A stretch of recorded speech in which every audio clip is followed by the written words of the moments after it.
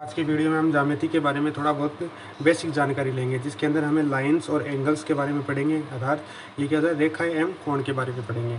तो सबसे पहले इसके अंदर क्या आता है, पॉइंट आता है। पॉइंट सबसे पहले क्या आता है, पॉइंट आता है। पॉइंट्स होता है क्या है, पॉइंट्स को हम क्या बोलते हैं, बिंदु। बिंदु होता है क्या है, एक लोकेशन होती है। लोकेशन का मतलब क्या होता है, एक अवस्थिति होती है, जिससे एक डायरेक्शन होती है। वो क्या, एक बिंदु एक पॉइंट होता है, जिसको क्या बोलते हैं, एक लोकेशन होती है। एक लोकेशन होती है जिसको हिंदी में बोलते हैं अवस्थिति। अवस्थिति बोलते हैं। एक लोकेशन होती है जिसको अवस्थिति बोलते हैं। ये एक बिंदु हो गया। अब बिंदु की परिभाषा कैसे देते हैं कि point has a no radius. इसमें क्या होता है, बिंदु में कोई भी त्रिज्या नहीं होती है, तो इसको देते हैं point has no radius. No radius Hindi में बोलते हैं कि बिंदु में कोई भी, बिंदु की कोई भी त्रिज्या नहीं होती है। त्रिज्या नहीं होती है कि ये बिंदु दे रखा है, बिंदु में कोई भी त्रिज्या नहीं होती। एक डॉट टाइप होता है, ये एक डॉट टाइप का होता है पॉइंट, जिसको हम पॉइंट बोलते हैं, जिसमें कोई भी त्रिज्या नहीं होती। इसमें कोई भी त्रिज्या नहीं होती है। और क्या क्या नहीं होती है, जैसे पॉइंट दे रखा है हमने, पॉइंट, ये पॉइंट दे रखा है, इसमें क्या होती है, नो लेंथ होती है। No length, no length, no length and no breath.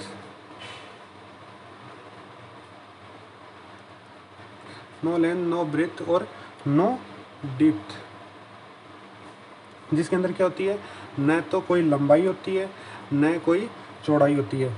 न तो, जिसके अंदर ना तो कोई लंबाई होगी, ना तो कोई लंबाई होगी, ना कोई चौड़ाई होगी, ना तो चौड़ाई होगी,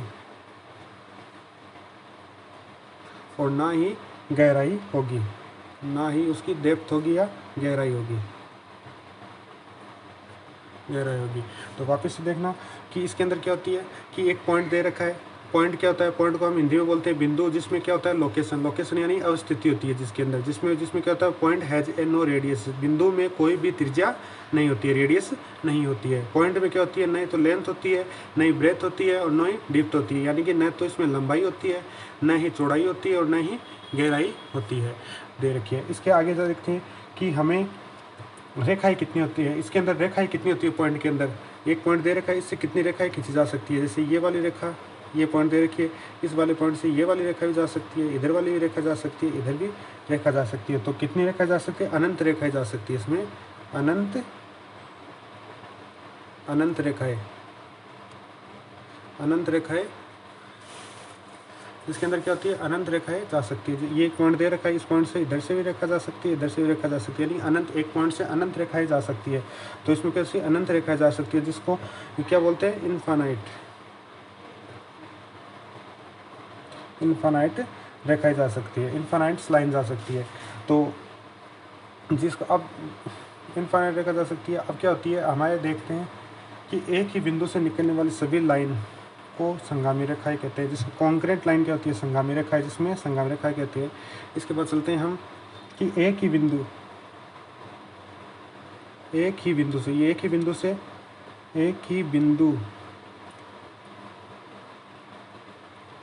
ही बिंदु से निकलने वाली सभी लाइन को क्या बोलते हैं, संगामी। सभी लाइन को संगामी रेखा बोलते हैं, जिसको क्या बोलते हैं, कोकरेंट लाइन।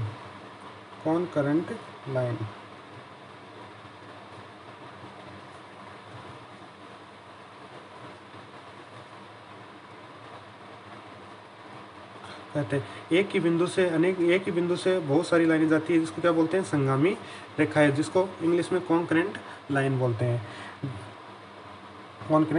हैं। अब क्या होती है सरेख की रेखा, क्या होती है संरेख रेखा। सरेख क्या होती है एक ही बिंदु से, ऐसे बिंदु से एक ही बिंदु की तरफ जाएगी, उन रेखा को क्या बोलते हैं सरेख की रेखा। तो उसकी परिभाषा कैसे लिखते हैं, तो इधर से सीधी लाइन जाती है उसको क्या बोलते हैं एक ही बिंदु से जा रही है। यदि जैसे लिखते हैं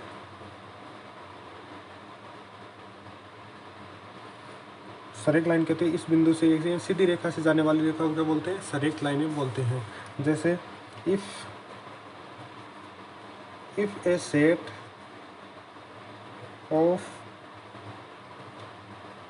point all line in a strength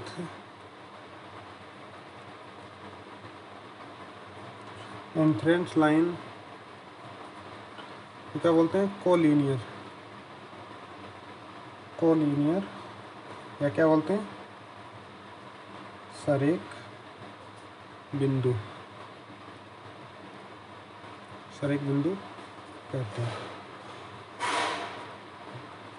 इसको क्या बोलते हैं सरेख बिंदु कहते हैं। यानी कि इफ़ यू सेट, एक सेट रहता है बिंदुओं का, इस सेट एक ही लाइन में जाता रहता है, स्ट्रेट लाइन में जाता रहता है, तो उसको क्या बोलते हैं सरेख बिंदु या कोलिनियर पॉइंट की लाइनर पॉइंट बोलते हैं। यदि बिंदुओं का एक समूह एक सीधी रेखा पर स्थित हो तो वह सरेख रेखा कहलाती है। जिसको हिंदी में लिखने का क्या है, यदि बिंदुओं का एक समूह, ये बिंदुओं का क्या है एक समूह, बिंदुओं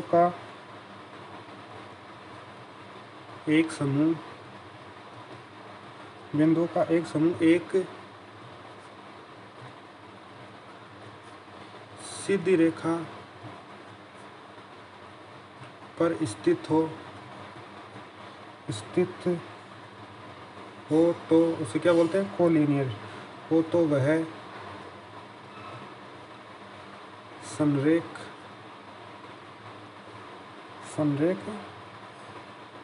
रेखा कहते हैं। इसको क्या बोलते हैं जब एक ही बिंदुओं पर एक समूह हो, एक ही बिंदुओं का एक समूह जो एक सीधी रेखा में स्थित हो, ये सीधी रेखा में स्थित हो तो उसे क्या बोलते हैं सरेख रेखा कहते हैं। फिर आती है समतलीय, उसके बाद देखते हैं समतल क्या होता है समतल, ये जिसको बोलते हैं समतलीय बिंदु। फिर देखते हैं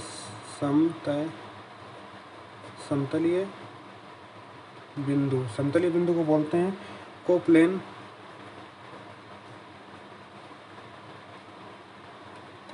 पॉइंट। ये क्या होता है जो इसमें एक्स और वाई रहते हैं। जैसे ये वाला दे रखा है,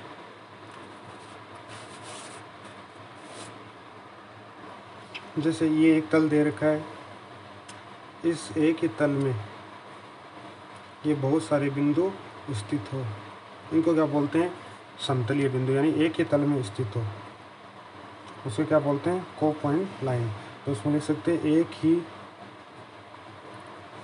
एक ही तल में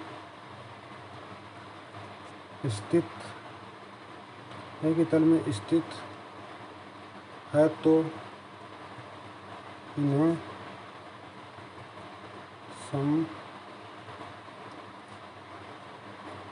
समतलीय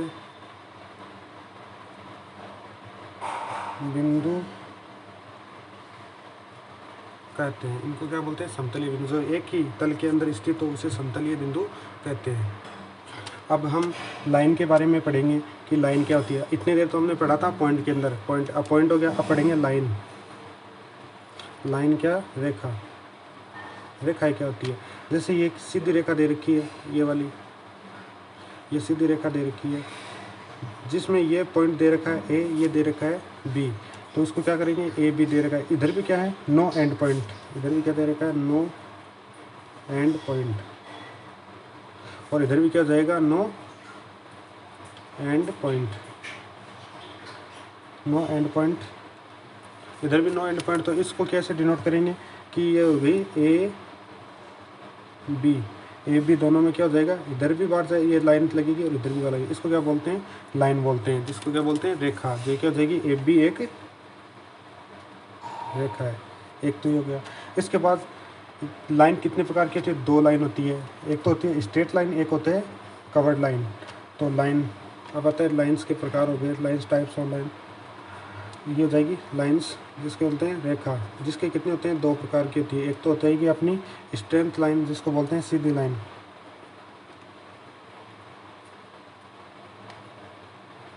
स्ट्रेंथ लाइन जिसको बोलते हैं सीधी रेखा। सीधी रेखा कैसी होती है? जैसे ये वाली सीधी रेखा हो गई। दूसरी टाइप की लाइन कौन सी होगी? जिसको बोलते हैं covered line. Covered line, covered line कैसी होती है? वक्र रेखा। वक्र रेखा कैसी होती है? ऐसे, इसको बोलते हैं वक्र रेखा। ये हो गई अपनी वक्र रेखा। इसके बाद सीधी रेखा। सीधी रेखा कितनी प्रकार की होती है वो देखते हैं। आप देखते हैं सीधी रेखा। सबसे पहले सीधी रेखा। सीधी रेखा क्या बोलते हैं? स्ट्रेंथ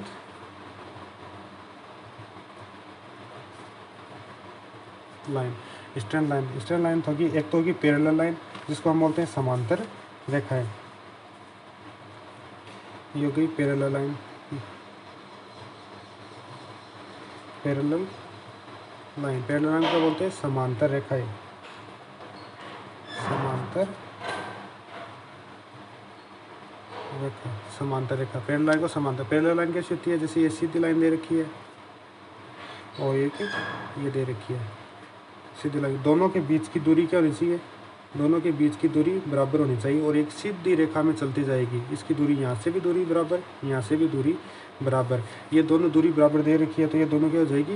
पैरेलल हो जाएगी। जैसे इसको मान लेते हैं ए, इसको मान लेते हैं बी, इसको मान लेते हैं सी, इसको मान लेते हैं 2, तो ए बी समांतर हो जाएगी या पैरेलल हो जाएगी किसके? सी डी के। ये वाली, ये समांतर रेखा होगी। तो इसको क्या लिख सकते हैं? 2 रेखा अगर समांतर। इसके क्या हो जाएंगे? अब 10th क्लास के अंदर आपके क्या आएगा? 10th क्लास के अंदर आएंगे इसके हल समांतर लाइन के। तो क्या होती है? 2 लाइन्स आर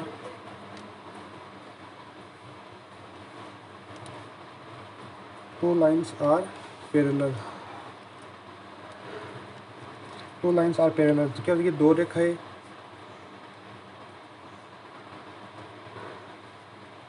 2 रेखाएं अगर समांतर हो। 2 रेखाएं अगर समांतर क्या होगा? जिसमें नो सॉल्यूशन आएगा। कैसे? जैसे हमने 9th क्लास में और 10th क्लास में पढ़ा था कि a x plus b a y plus c one, a one x plus b one plus c one equal कितना होता है? 0। इसी प्रकार a two x plus b two y plus c two equal भी कितना होता है? 0। जिसका क्या आता है? नो सॉल्यूशन आता है। नो सॉल्यूशन, जिसका क्या आता है? नो सॉल्यूशन आता है, अर्थात जिसका कोई हल नहीं होता है, कोई हल न, जिसका कोई हल नहीं होता। एक अनंत हल पढ़ा था, एक नो, इसका जिसमें ग्राफ के अंदर पढ़ा था हमने कि पैरेलल लाइन हो गई तो इसका क्या होता है? नो हल होता है, नो हल होता है। उसके बाद आता है संगामी रेखाएं। ये तो आगे पढ़ाई। फिर उसके बाद सेकंड वाली आती है अपनी, सेकंड पढ़ते हैं हम संगामी। संगामी रेखाएं क्या होती है? संगामी रेखा। संगामी रेखा क्या होती है? जिसको हम बोलते हैं कॉन्करेंट लाइन।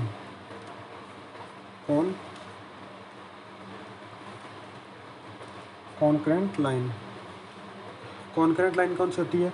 जो एक ही बिंदु से इधर से इधर से इधर से इधर से जो सारी लाइन आती है उसको क्या बोलते हैं? Concurrent line. फिर इसके बाद आती है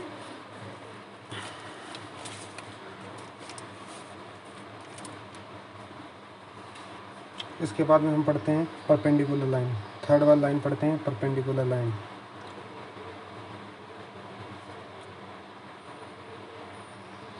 परपेंडिकुलर लाइन जिसको बोलते हैं लंबवत रेखाएं। लंबवत रेखा। लंबवत रेखा। लंबवत रेखा क्या होती है? जैसे ये वाली लाइन दे रखी है, इस पर एक परपेंडिकुलर डाल देते हैं, ये वाला लंब डाल देते हैं, ये वाला लंब डालते हैं, तो यहाँ पे कितनी डिग्री का कोण बनाता है? 90 डिग्री का। तो ये कौन सी होगी? Perpendicular line. एक आती है अपनी ट्रांसफर लाइन जिसको हम बोलते हैं तिर्यक रेखा। चौथे नंबर की आएगी हमने तिर्यक रेखा जिसको हम बोलते हैं ट्रांसफर लाइन।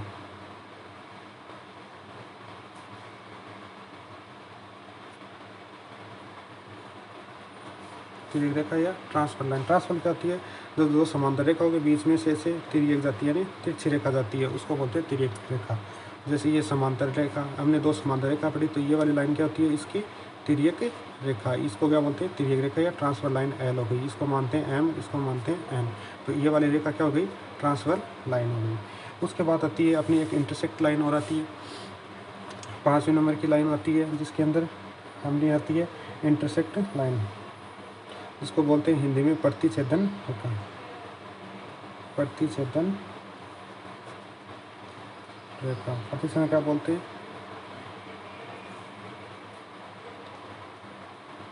इंटरसेक्टिंग लाइन, इसको क्या बोलते हैं, इंटरसेक्टिंग लाइन। जब दो रेखाएं एक दूसरे को काटती है, उस रेखा को क्या बोलते हैं, प्रतिच्छेदित रेखा है। जी ये वाली प्रतिच्छेदित रेखाएं हो गई। और